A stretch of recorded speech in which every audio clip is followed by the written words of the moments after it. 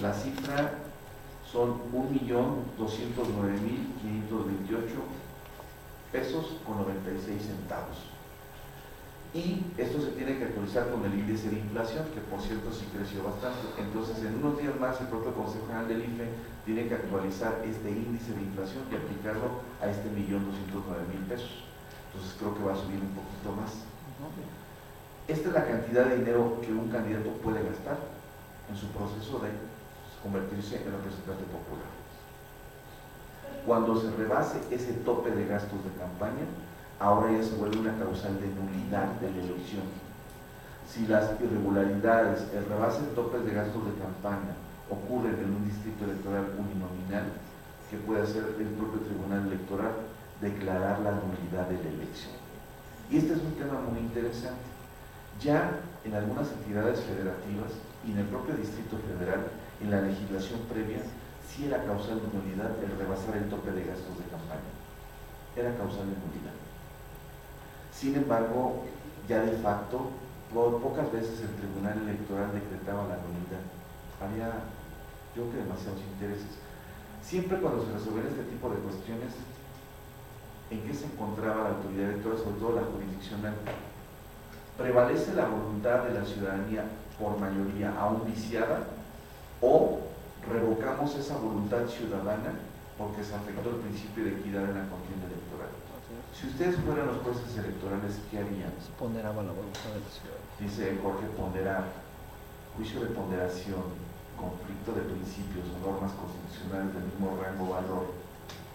No es que una valga más que otra, las dos son igual de valiosas, pero en el momento tengo que resolver así. Bien, cada vez que llegan este tipo de asuntos a la Sala Superior del Tribunal Electoral, eso es lo que siempre está ahí en juego. Dejamos que prevalezca la decisión de la mayoría aún viciada cuando se rindió el principio de equidad en la contienda electoral con financiamiento de más a un partido, que esto generó condiciones de inequidad o de desventaja para otro candidato o otro partido, o finalmente si damos marcha atrás y decimos elecciones extraordinarias porque aquí estuvo viciado el sufragio desde origen y el dinero jugó un papel muy importante en la inequidad en la contienda. No lo resuelto de las dos maneras, depende un poco de cómo se desapó la perrera, pero finalmente así se ha resuelto un poco. Pero lo importante de esta reforma legal es que ya es causal de nulidad. ¿Vale? ¿No se corre luego de que emita una queja contra el Instituto Nacional por violar el derecho por discriminación? ¿O usted dice a la igualdad? ¿Discriminación de qué? ¿Discriminación de qué? ¿En qué sentido es? En el sentido de que usted dice que por no alcanzar el número y por no alcanzar las cifras correspondientes, que se iniciará, usted comenta que se iniciará un juicio de ponderación, pero no se correlaciona el riesgo de que emitan una queja por discriminación, por no darles el registro o no darles los requisitos. No necesariamente. Es decir, el proceso cuando se van controversias de orden electoral, recuerden que las causales de nulidad en materia electoral atienden precisamente a la nulidad. La nulidad se construye desde el punto de vista procesal en materia electoral de la siguiente forma. Puede haber nulidad de votación en una casilla, puede haber nulidad de votación en un distrito, puede haber nulidad de votación en una entidad federativa y puede haber nulidad de votación en una circunscripción plurinominal nacional. ¿Están de acuerdo? Por ejemplo, el presidente de la República es votado en una sola circunscripción nacional. Esa es la demarcación geográfica electoral para ser votado por el principio de mayoría relativa. La pregunta era si hasta hace algunos años era válido, por ejemplo, que se decretara la nulidad de la elección presidencial. En 2006 no, porque no estaba en la legislación.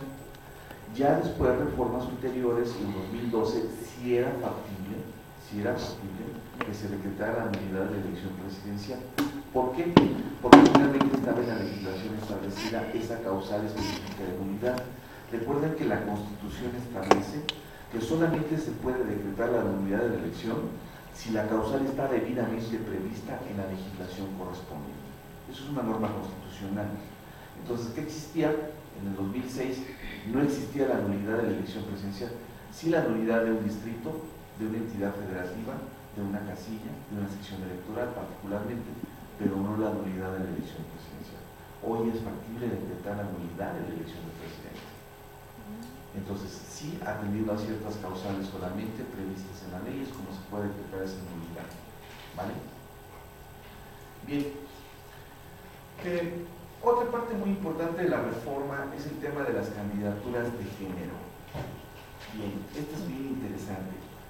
Recuerden que desde 2003 se impulsó, al menos por, digamos, un sector de avanzada del legislativo en nuestro país, el federal, el que se empezaran a incorporar o garantizar el hecho de que en las candidaturas se incorporara un mínimo de candidaturas para impulsar las cuotas de género, es decir, que un mínimo de mujeres tuviera representatividad en los cargos que estaban postulando por parte de los partidos políticos. Y esto ha tenido un avance muy importante. En 2007, particularmente en el 96, fue 60-40, después fue 70-30 y ahora es 50-50. Es decir, en las candidaturas de elección popular, los partidos políticos tienen que observar que en todas sus candidaturas sean 50-50, es decir, paridad de género, 50% candidaturas hombres, 50% candidaturas mujeres.